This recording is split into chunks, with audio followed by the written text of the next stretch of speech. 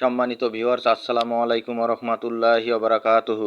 আশা করি সবাই আল্লাহর অশেষ রহমতে ভালো আছেন, সুস্থ আছেন। এই চ্যানেলের একটি নতুন গুরুত্বপূর্ণ ভিডিওতে আপনাদের সবাইকে স্বাগতম। আজকে আলোচনা করব 4 তারিখের মধ্যে মাদ্রাসা শিক্ষকদের এমপিওর আবেদন। বিস্তারিত থাকছে ভিডিওতে। এই ভিডিওটি দেখার আগে যারা এই চ্যানেলে একদম নতুন তারা অবশ্যই চ্যানেলটি সাবস্ক্রাইব করে পাশে থাকা বেল আইকনটি প্রেস করে দিন। আর যারা ইতিমধ্যে সাবস্ক্রাইব করেছেন তাদেরকে জানাই অসংখ্য ধন্যবাদ। 4 তারিখের মধ্যে মাদ্রাসা শিক্ষকদের এমপিওর আবেদন। মাদ্রাসা শিক্ষকদের এমপিও এবং অন্যান্য আবেদন ওয়েব অ্যাপ মেমিসের মাধ্যমে এখন থেকে প্রতি মাসের 1 থেকে 4 তারিখের মধ্যে করার নির্দেশ দিয়েছে মাদ্রাসা শিক্ষা অধিদপ্তর। এর আগে এই আবেদন প্রতি মাসের 1 থেকে 5 তারিখের মধ্যে করতে হতো। এবার এই আবেদনের সময় একদিন কমলো। তবে সংশ্লিষ্টরা বলছেন এতে শিক্ষকদের এমপিও কার্যক্রম আরও সহজ হবে। মঙ্গলবার 27 আগস্ট অধিদপ্তর সূত্রে এই তথ্য জানা গেছে।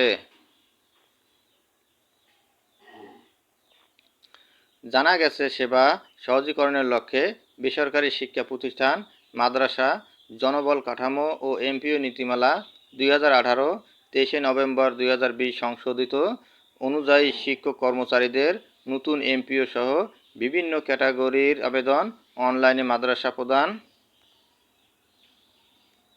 প্রতি মাসের 1 থেকে 4 তারিখের মধ্যে উপজেলা থানা মাধ্যমিক শিক্ষা অফিসার বরাবর এবং প্রতি মাসে 1 থেকে 8 তারিখের মধ্যে উপজেলা থানা মাধ্যমিক শিক্ষা অফিসার মাদ্রাসা শিক্ষা অধিদপ্তরের মেমিস সেলে পাঠানোর জন্য সংশ্লিষ্ট সবাইকে অনুরোধ করা হলো।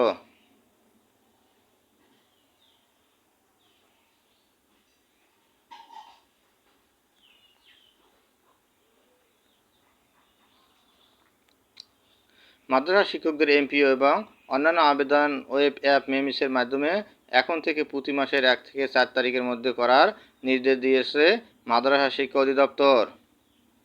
এর আগে এই আবেদন প্রতি মাসের 1 থেকে 5 তারিখের মধ্যে করতে হতো। এবার এই আবেদনের সময় একদিন কমেছে। তবে সংশ্লিষ্টরা বলছেন এতে শিক্ষকদের এমপিও কার্যক্রম আরও সহজ হবে। গতকাল মঙ্গলবার অধিদপ্তর সূত্রে এই তথ্য জানা গেছে সেবা সহজীকরণের লক্ষ্যে বেসরকারি শিক্ষা প্রতিষ্ঠান, মাদ্রাসা, জনবল। এর আগে 2019 খ্রিস্টাব্দের শেষের দিকে মাদ্রাসা শিক্ষকদের এমপি আবেদন ওয়েব অ্যাপ মেমিসের মাধ্যমে করা শুরু হয়।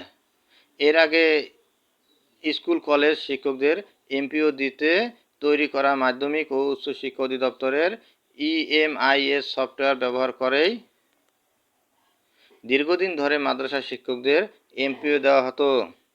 কিন্তু EMIS সফটওয়্যার নির্ভরশীলতা থেকে বেরিয়ে আসছে মাদ্রাসা শিক্ষা অধিদপ্তর। মাদ্রাসা শিক্ষকদের পৃথক এমপিও সফটওয়্যার মেমিস তৈরি করা হয়েছে। নভেম্বর মাসে মেমিসে মাদ্রাসা শিক্ষক কর্মচারীদের এমপিও ভুক্তির কার্যক্রম শুরু হবে।